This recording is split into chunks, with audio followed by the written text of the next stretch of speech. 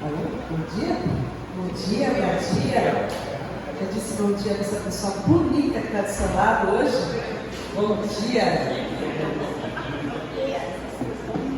Bom dia, esse é o dia que o Senhor fez para nós nos alegrarmos e nos regozijarmos nele.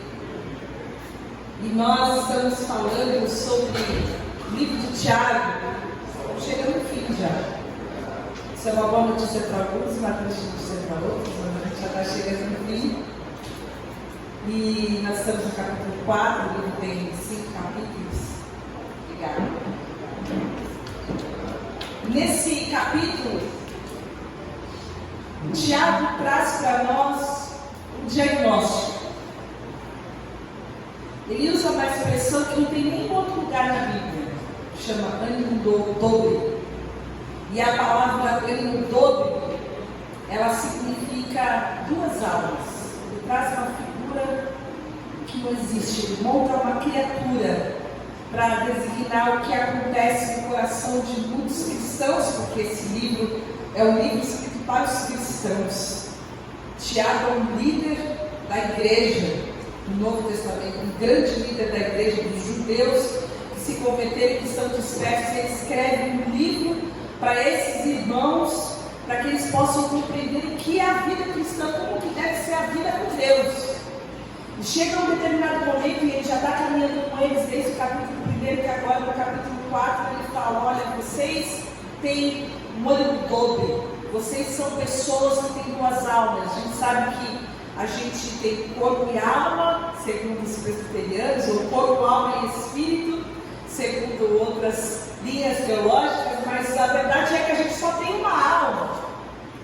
E o que ele quer dizer aqui é que vocês têm um coração, uma mente dividida. Vocês estão vivendo uma crise de identidade. E isso é um diagnóstico que tem alguns sintomas, que ele vai dizer nos seus ciclos anteriores, mas ele também traz, debaixo da orientação da graça do Espírito Santo de Deus, o tratamento e a cura para aqueles que têm o coração e têm a mente dividida. E esse texto está então em Tiago 4, versículo 8, que ele fala: vocês que têm a mente dividida, ou ânimo dobre, como vai estar no original, ou duas almas, ou um coração dividido, vocês que têm esse tipo de crise de identidade, dessa luta contínua do ser humano entre o amor pelas coisas de Deus, o amor por si mesmo, ou o amor pelas coisas do mundo, ou algum outro ídolo, outra coisa que seja colocada no lugar de Deus. Ele fala: vocês precisam purificar o coração de vocês. E a pergunta que a gente faz é: como que a gente sabe se a gente tem essas duas almas?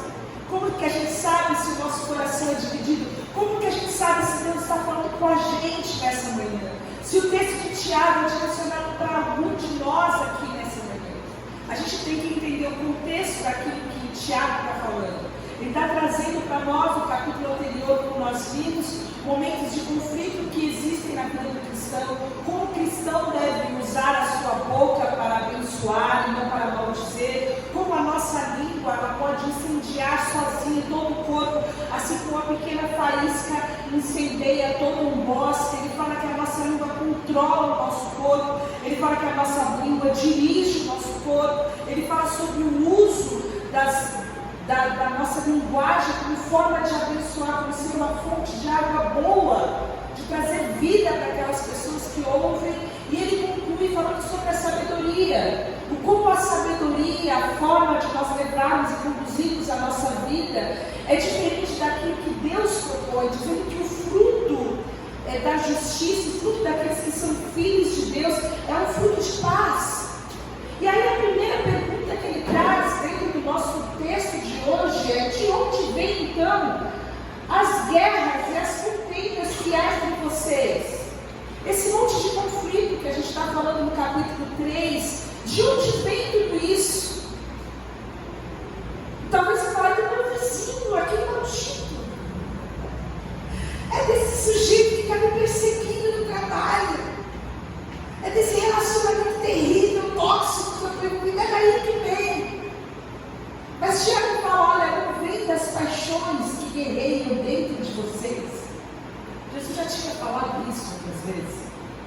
Nosso coração é a fonte de todas as coisas. O Provérbios, o Salomão fala, olha, sobre todas as coisas que vocês precisam guardar, guarda o coração, porque é do coração que tem as fontes da vida. Será que essas brigas, essas contendas e esses conflitos e as situações que nos afligem, que muitas vezes tiram a nossa paz, que percorrem os nossos dias, que às vezes atribulam a nossa semana, será que isso está vindo de fora? Tiago fala, isso é fruto de um conflito que está tendo dentro do nosso coração. É fruto do egoísmo do homem, é fruto das contendas, é a fonte de todo o nosso conflito está no nosso coração. E os cristãos lá do primeiro século, eles já viviam a crise que muitos de nós vivem hoje.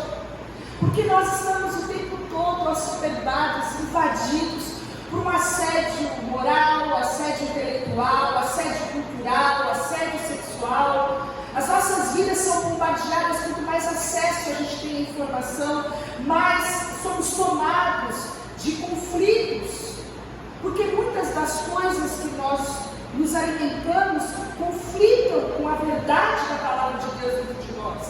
E nós fomos designados como uma geração líquida. Não sei se vocês já ouviram alguns sociólogos falar sobre isso, ou o camaleão, aquele que vai se amoldando e vai se ajeitando e vai perdendo o senso crítico de dizer, eu não concordo com esse negócio, isso aí não está certo, como que pode?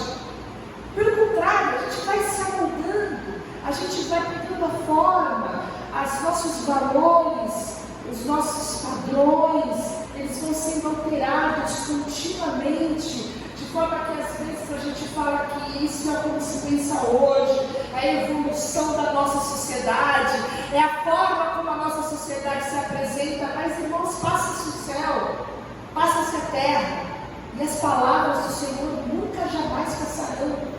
Existe um padrão imutável da vontade de Deus estabelecida na palavra para todos nós, e ela não vai mudar. E é daí que surgem então os conflitos, e muitos deles se apresentam nessa mente dividida, um conflito praticamente de identidade, porque nós, de uma forma, nos amoldamos ao padrão desse mundo, em total desobediência a Romanos 12:2, vamos pensando e vamos achando tudo absolutamente normal, e de outra forma temos uma espada do Espírito, que é a palavra de Deus, que continuamente nos direciona e nos impulsiona a fazer a sua vontade. E o ânimo dobre não é daquele que está em paz, mas é daquele que tem uma profunda intenção de fazer a vontade de Deus.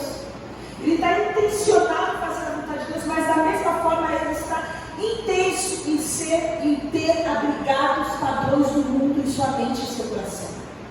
Ele tem essa luta, ele tem essa vida dupla, ele tem essa vida e essa identidade carregada por essas nuances. Uma hora ele absorve absolutamente a cultura do mundo, e outra hora ele entende que ele precisa viver a vida de Deus, e vai vivendo essa vida de uma forma que a gente recebe às vezes um diagnóstico como esse de Pedro, de Tiago. Olha, vocês estão divididos.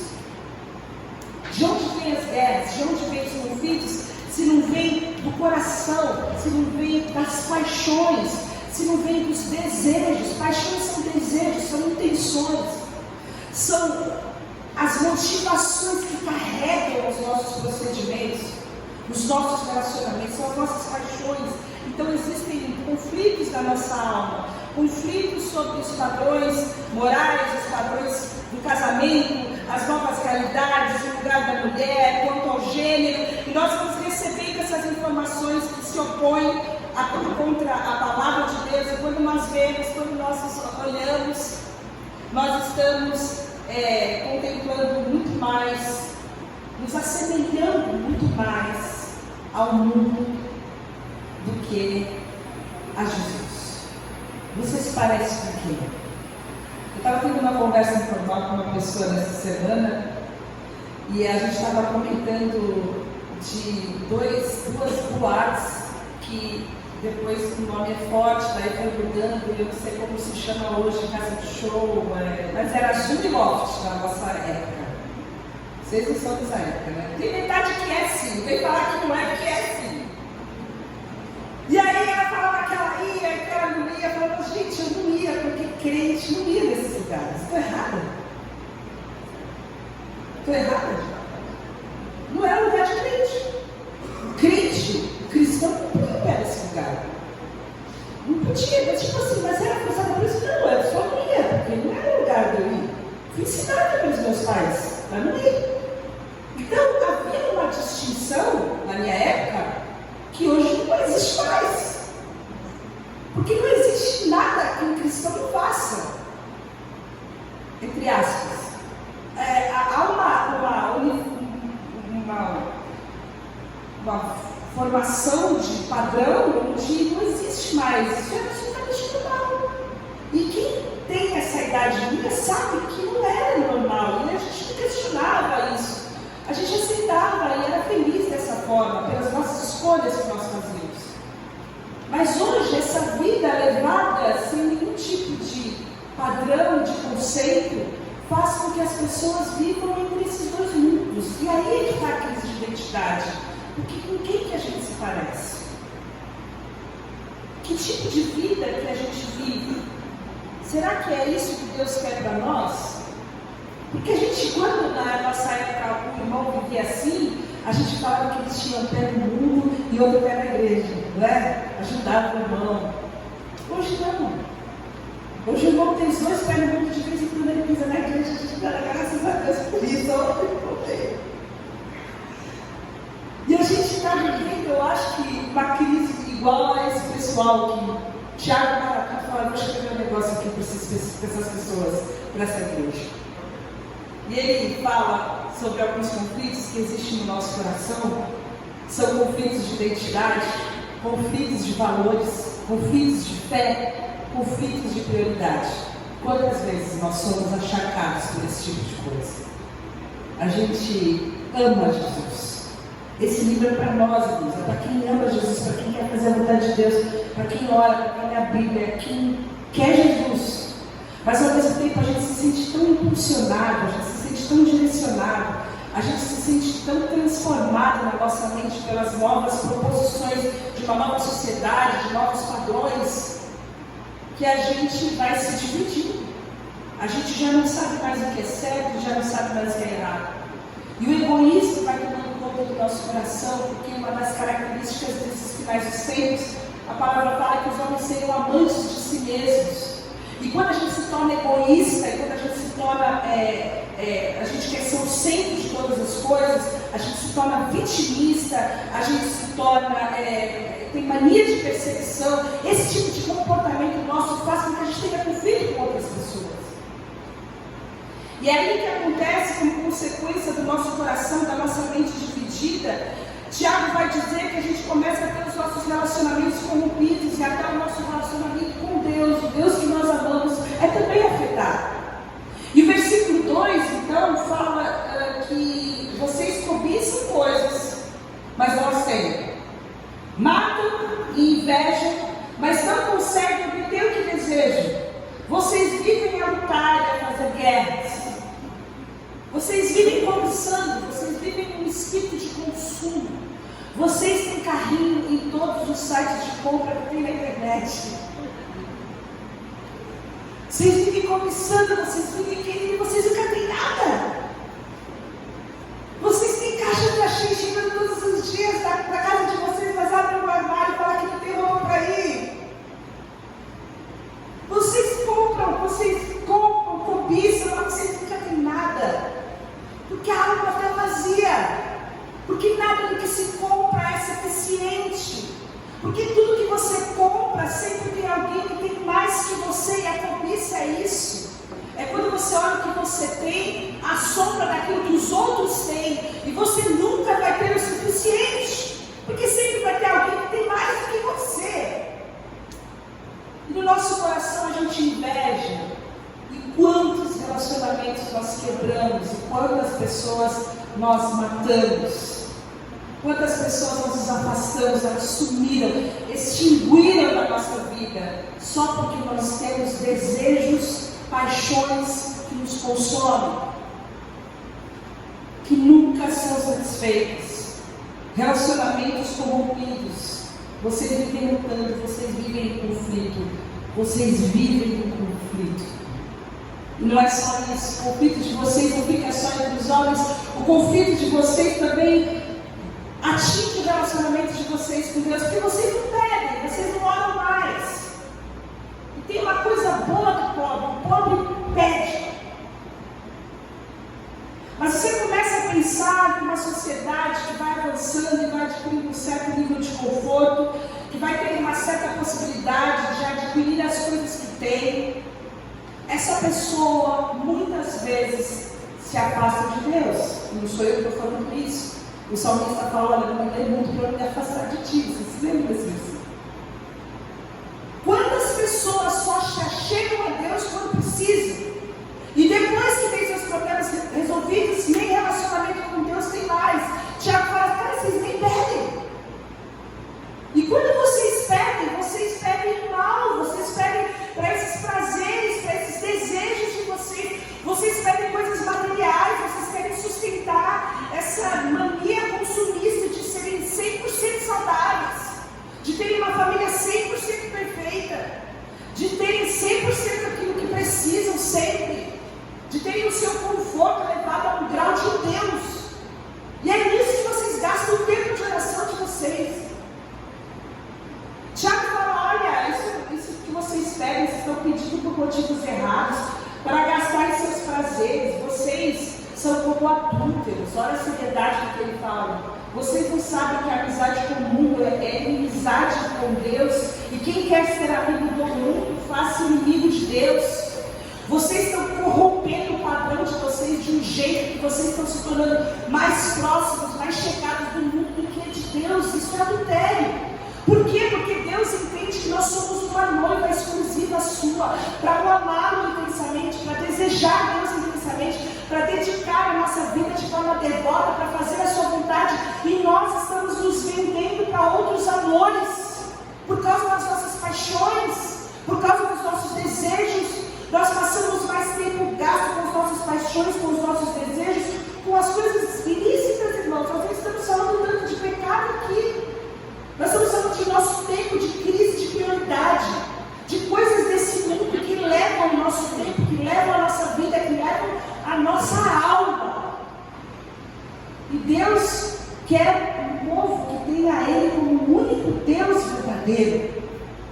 Único Deus. Nós não podemos ter a nossa vida dividida, a nossa adoração dividida, muito menos adorarmos a nós mesmos. Então nós vamos nos tornando inimigos de Deus, porque quem é amigo do mundo é inimigo de Deus, e não há uma vida para se viver dessa forma dividida. Quando nós entendemos isso, nós entendemos o diagnóstico daquilo que Tiago está falando para a gente. Uma vida dividida é uma lealdade dividida, é uma vida instável, é uma vida sem foco, é uma vida que a gente transita continuamente entre prioridades. E Tiago 1, no versículo 8, fala que quem tem a mente dividida é instável em tudo que faz. A sua vida é uma montanha russa contínua, onde um dia você, uau, está lá em cima, e no outro dia você está lá embaixo, porque o seu coração, a sua mente, você tem duas almas. E qual então é o tratamento que a palavra de Deus propõe para nós, para aqueles que se enquadram dentro desse diagnóstico trazido por Tiago nessa manhã? 3 coisas: humildade e graça, submissão e resistência, comunhão e confissão. E ele vai desenvolver isso nos próximos versículos. No versículo 5 e 6 ele fala: ou vocês acham que é sem razão que a Escritura diz que o Espírito que Ele fez habitar em nós tem fortes ciúmes, mas Ele nos concede graça maior. Por isso diz a Escritura: Deus se opõe aos orgulhosos, mas concede graça aos humildes. O versículo 5 está dizendo sobre a gente ter esses 2 amores: um amor intenso por Deus, um amor intenso pelo mundo,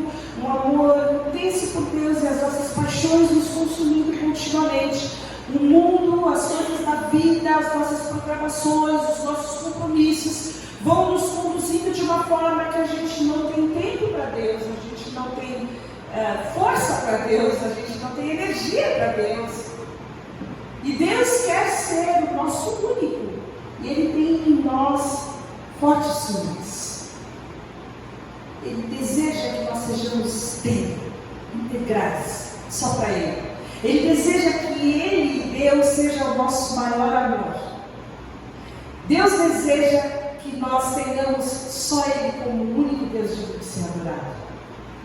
Mas Ele nos dá graça para isso. E a primeira coisa que a gente entende aqui é que a graça de Deus é o caminho para nós nos achegarmos a Ele. Nós somos salvos pela graça de Deus. Nós não poderíamos nos salvar, certo? Nós não temos recursos para a nossa salvação. Mas, irmãos, nós também não temos para a nossa santificação.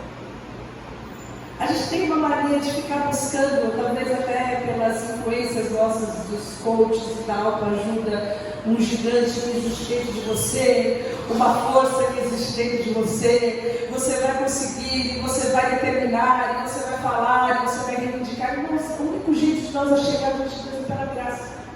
É nós chegarmos diante de Deus e falar, então, eu estou falido.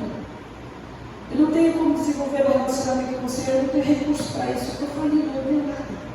E da mesma forma que a graça nos alcançou para trazer salvação, para nos libertar de todos os pecados, para nos fazer filhos de Deus, para nos tirar das trevas, para nos trazer para a luz.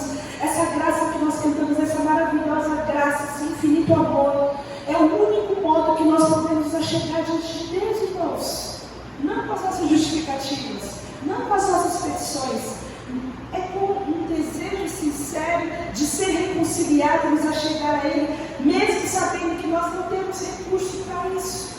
Nós precisamos amar a Deus acima do que o mundo. Nós precisamos seguir a Jesus e não seguir as tantas vozes, tantas influências na nossa mente, na nossa cabeça, no nosso coração. Nós precisamos ser amigo de Deus e não ser amigo do mundo, mas nós não temos recursos em nós mesmos. Irmãos, a graça é para os fracos, a graça é para os falidos, a graça é para aqueles que não conseguem. Você pode chegar diante do trono da graça por meio de Jesus, do sangue de Jesus, que a palavra de Deus fala que é um novo e vivo caminho. E você chega com confiança diante de Deus, dizendo, olha, não está dando certo o nosso relacionamento. E com humildade, porque a palavra fala que Ele concede graça aos humildes. E o caminho da humildade é o caminho do reconhecimento.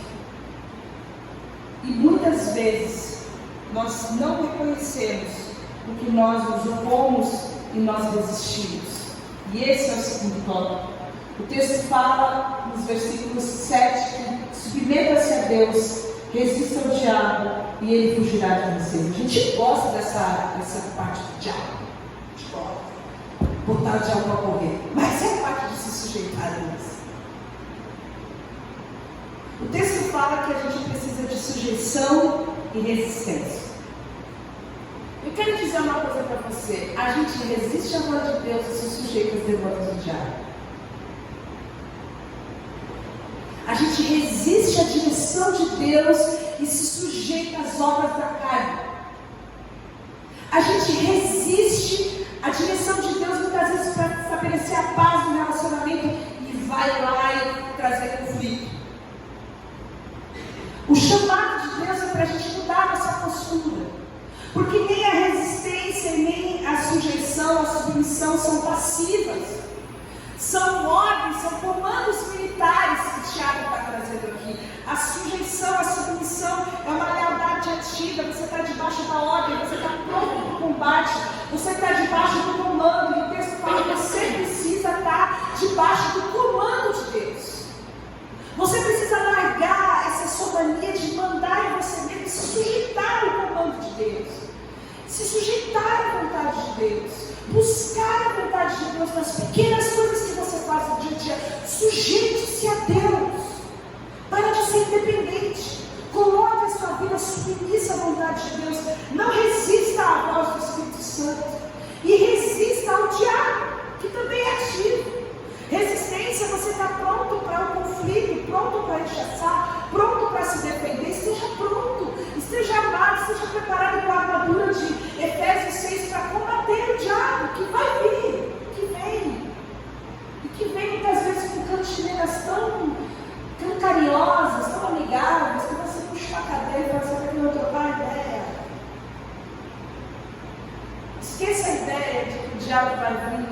dente, carranca, cara feia, cheiro vermelho. Esquece essa história. Se fosse assim, ela tinha batido e retirada e tinha saído correndo. Não foi assim, não será assim. Nem na minha vida, nem na sua vida. Não se engane com a forma como o diabo vai cercando, vai enrolando, vai enredando, vai enlaçando e vai criando uma armadilha para a nossa vida, para a nossa alma. Resista, porque de uma certa forma será muito mais difícil você resistir do que você cair. Então a comando de Deus é resista. Resista à voz do diabo. Tenha uma postura de lealdade diante de Deus, porque a graça de Deus, quando nós nos sujeitamos, quando a gente vem humildemente diante de Deus, a gente coloca o nosso coração, Ele muda a nossa conduta espiritual. A graça de Deus muda a nossa posição. A gente vai sair do campo da resistência para ir para o campo da submissão. A gente vai deixar de resistir à voz de Deus para nos submetermos a ela. A gente vai deixar de se submeter à voz do diabo, às nossas paixões, aos nossos desejos, à obra da carne, à influência do mundo, para se submeter à palavra de Deus. É mudar a nossa campo e a nossa estratégia para nos sujeitarmos à voz de Deus. Seja ativo. Preste atenção, nós estamos em guerra, existe um conflito, e o conflito está acontecendo dentro de você, está acontecendo dentro da gente. A última coisa que Tiago fala é sobre comunhão, é sobre confissão, é sobre quebrantamento, e ele fala: aproximem-se de Deus, e Ele se aproximará de vocês. Pecadores, limpem as mãos, vocês que têm a mente dividida, purifiquem o coração, entristeçam-se, lamento-se e chorem, troquem o riso por lamento e a alegria por tristeza, humilhem-se diante do Senhor e Ele os exaltará. E o texto aqui mostra falando sobre confissão. A primeira coisa que a gente faz quando a gente peca, a gente se afasta de Deus. Deus se afasta da gente também. Isaías 52 fala que os nossos pecados, eles encobrem o rosto de Deus para que Ele não nos veja, não nos ouça, seus ouvidos, para que não nos ouça. Há um afastamento. Foi isso que aconteceu com Adão e Eva, quando eles se perceberam pecadores e se esconderam. E nós, nosso relacionamento com Deus, quando as coisas não estão bem, quando a gente está mal, e a gente está vivendo uma carnalidade alta por causa dos problemas e dos conflitos, a gente vai se afastando de Deus. A gente vai deixando de orar, a gente vai deixando de ler a palavra, a gente vai deixando de adorar, a gente vai deixando de querer falar das coisas de Deus, a gente só vai se afastando. E quando a gente percebe, a gente está numa distância tão grande. Isso não é normal. Isso não é uma coisa que acontece só comigo. Isso acontece com todos nós. Por isso que o comando que o Tiago dá para nós é: se aproxima de Deus. E se aproximar é se aproximar mesmo, irmãos. É chegar junto, é chegar mais. Chega mais. Tem uma promessa linda aqui. Quando você se aproxima de Deus, Ele se aproxima de você. Você consegue imaginar o Deus Todo-Poderoso, Criador dos céus e da terra, se movendo em tua direção, porque Ele sabe que você vai tentar se aproximar e você não vai conseguir.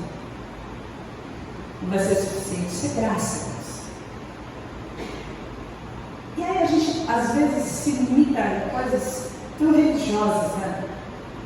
Você acha que você pode estar no culto e estar longe de Deus? Você acha que você pode ler a Bíblia e estar longe de Deus?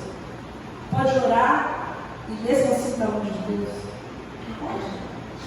A gente sabe que pode. A gente já fez por isso, se sentiu longe de Deus, deu jeito. Existe um jeito de você só chegar diante de Deus que é com todo o seu coração.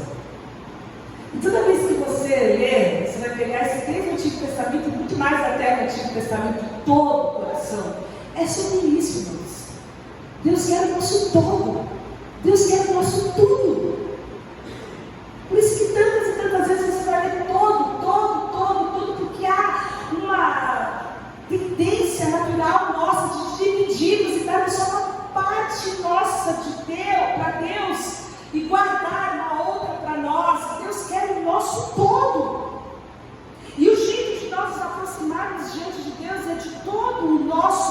criação. Irmãos, Deus é transcendente. Quem vai nos grupos de segunda sabe que é a lei da matéria. Ele é acima de todas as coisas, Ele é acima da criação. Ele está nos céus dos céus. Você consegue imaginar o cosmos e a quantidade de estrelas que existe no cosmos, que é maior do que os grãos de areia. Você consegue imaginar o tamanho do nosso Deus, transcendente, criador de todas as coisas. Mas Ele também é imanente. Ele decidiu fazer parte de nós, da nossa matéria, ter relacionamento conosco. O Verbo, a palavra criadora, se fez carne e habitou entre nós.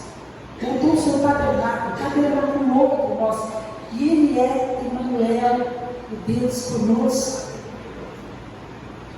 Sabe que a princípio de Deus é: conheça o Emmanuel, viva com o Emmanuel, perceba e desfrute da presença.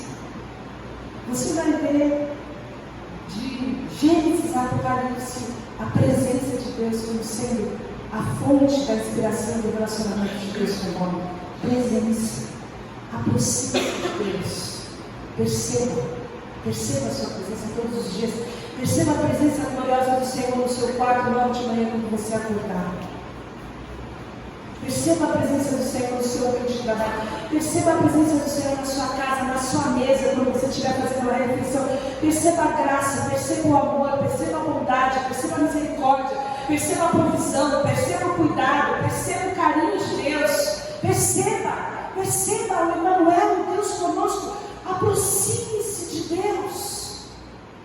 Você vai ficar tão encantado com o Senhor, quanto mais você se aproximar dele, o seu coração vai ser absolutamente, totalmente dele. Não há maior amor, não há outro lugar, não há. Aproxime-se de Deus. Se tem uma coisa que eu gostaria que ficasse no seu coração, é saber isso. Aproxime-se de Deus e Ele vai se aproximar de você. Existe um jeito certo, porque Deus é santo. Tem isso. Nós não nos aproximamos com os nossos recursos, nós não nos aproximamos com as nossas credenciais, nós não nos aproximamos com as coisas boas que a gente faz. Por isso que a gente se aproxima com humildade e é pela graça.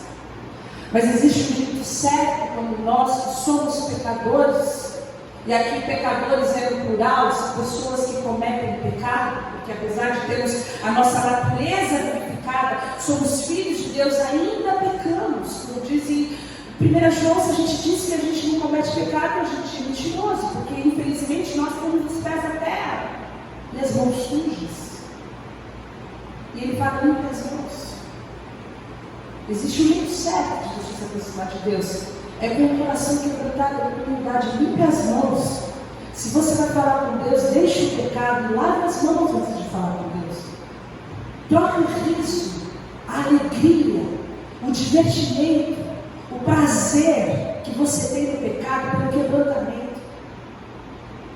Reconheça o seu erro diante de um Deus tão santo, tão bondoso, tão amoroso, tão fiel, que mesmo diante de todas as nossas patifarias, permanece fiel, presente, pronto para se relacionar conosco. Limpe as mãos. Confesse o seu pecado. Nós entendemos que quando nós colocamos o nosso coração diante de Deus, nós chegamos mais perto de Deus. A palavra de Deus fala em Provérbios 28:13, que quem esconde os seus pecados não prospera, mas quem os confessa e os abandona encontra misericórdia. Confesse, abandone o pecado. A palavra fala que quando nós confessamos os nossos pecados, Ele é fiel e justo para nos purificar dos pecados e nos perdoar de toda injustiça. Você confessa e Ele te purifica. Você confessa e Ele te limpa. E o jeito certo de nos aproximarmos diante de Deus é declarando diante de Deus a nossa miséria, é nos lamentando, é chorando. E enquanto nós não olhamos o pecado como algo digno de nós nos arrependermos, irmãos, nosso coração não está dividido. Enquanto você não está pronto para chorar e se quebrantar e lamentar pelo seu pecado, o seu coração ainda está dividido. O coração integral diante de Deus é aquele que lamenta, é aquele que se envergonha, é aquele que adoece, salmista fala sobre o pecado dele. Olha, eu confesso a minha culpa, eu estou em angústia por causa do meu pecado. Enquanto eu mantinha escondido os meus pecados, o meu corpo ele definhava de tanto gemer. Eu sentia o pecado no meu corpo. De dia e de noite a tua mão pesada sobre mim. As minhas forças, elas foram se esgotando como uma terra seca. Eu estou ficando séria, gente. Então, reconheci diante de ti o meu pecado. E eu não encobri a minha culpa. E eu disse, eu confessarei as minhas transgressões ao Senhor, e Ele perdoará a culpa do meu pecado. Eu vou confessar, e Ele vai me perdoar. Essa certeza a gente tem. Isso é graça. Humildade e graça. Sujeição. Eu chego diante de Deus, e os meus pecados são perdoados.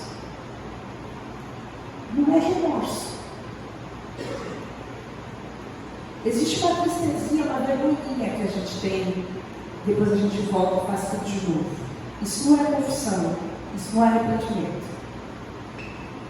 É você entender que diante da grandeza e da bondade, do poder soberano de Deus, Ele pode nos livrar do domínio do pecado na nossa vida. E a gente pode ser livre. E Ele fala, olha, purifiquem o coração de vocês. Por último, Ele fala isso. Purifiquem o coração de vocês. Vocês que estão com a mente dividida precisam purificar, precisam limpar o coração de vocês. Tem uma coisa sobre a limpeza, que eu, como dona de casa, sei, as donas de casa aqui podem me ajudar. Tem uma coisa que a casa não fica limpa. Não é? Essa é só a casa da minha mãe, todas as outras casas, né? Tá? Depois que limpa, suja. É natural. A gente fica até meio neurótica, querendo que aquilo dure um pouquinho mais que uma faxineira, né? Tira o sapato, limpa as migalhas. Sobre a limpeza do nosso coração, a gente tem que entender que a gente vai se limpar, irmãos, e no nosso curso a gente vai sujar de novo. Então, tem que haver uma constância do nosso relacionamento com Deus. Não é um encontro, é uma vida de relacionamento com Deus. É uma vida. E eu gosto de Salmo 119, que fala, como pode o jovem manter pura a sua conduta?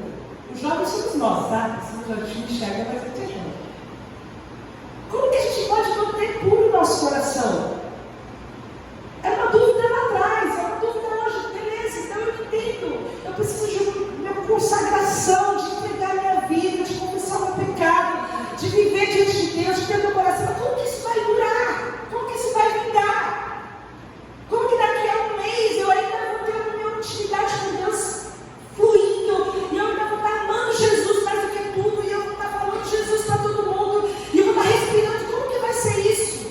E o salmista fala, vivendo de acordo com a sua palavra. Vivendo de acordo com a sua palavra, buscando a sua palavra, conhecendo a sua palavra, direcionando as suas escolhas de acordo com a palavra de Deus.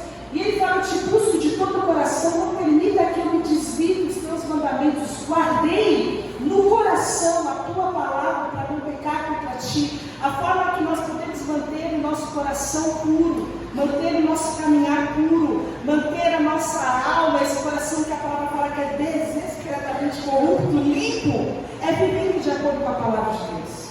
É colocando a nossa vida para que o capacete da salvação nos proteja das investidas, dos assédios, do diabo, do mundo, da nossa mente, e é entendendo que nós precisamos da espada do Espírito, que é a palavra de Deus, para resistir e para nos sujeitar, para nos submeter à vontade de Deus. E nós entendemos isso, irmãos. O caminho que nós temos que percorrer é um caminho de humildade, é um caminho entendendo a graça de Deus, entendemos que somos salvos e somos santificados pela graça de Deus. É submetendo a nossa vida, o nosso curso à vontade de Deus, pela palavra de Deus, e resistindo. Resistindo o que é doce, resistindo o que é agradável, resistindo o que é confortável. Não existe lugar mais confortável para o pecador do que o seu pecado. É confortável para mim. Não espere que ninguém te despeje para mim. Mas você precisa resistir. É entendendo que a nossa comunhão com Deus, quando nós já chegamos a Deus de todo o nosso coração, lavamos as nossas mãos, abandonamos o pecado, confessamos o nosso pecado, tendo o nosso coração limpo e purificado pela palavra de Deus, nós estamos a um passo de termos um amor a Jesus de todo o nosso coração. Um grande sábio, Jesus reconhece que ele era sábio, conhecia a lei, perguntou para Jesus o que ele podia, qual o mandamento que ele deveria obedecer, de toda a palavra. E ele fala: você precisa amar a Deus com todo o seu coração, de toda a sua alma, com todo o seu entendimento, e ao próximo também. Esse é o segundo seminário também. Todo. Nós que temos a nossa mente dividida, precisamos purificar nosso coração, para que Deus seja o nosso único Rei, nosso único Senhor, para que o Espírito Santo não abra ciúmes cada vez que nós dividimos o nosso coração com as coisas do mundo, com as obras da carne, com as influências diabólicas, e para que Ele seja adorado, porque Ele procura adoradores que o adorem de todo o coração. Vamos orar. Senhor, eu te agradeço pela Tua palavra e pelo Teu Espírito, pela Tua graça.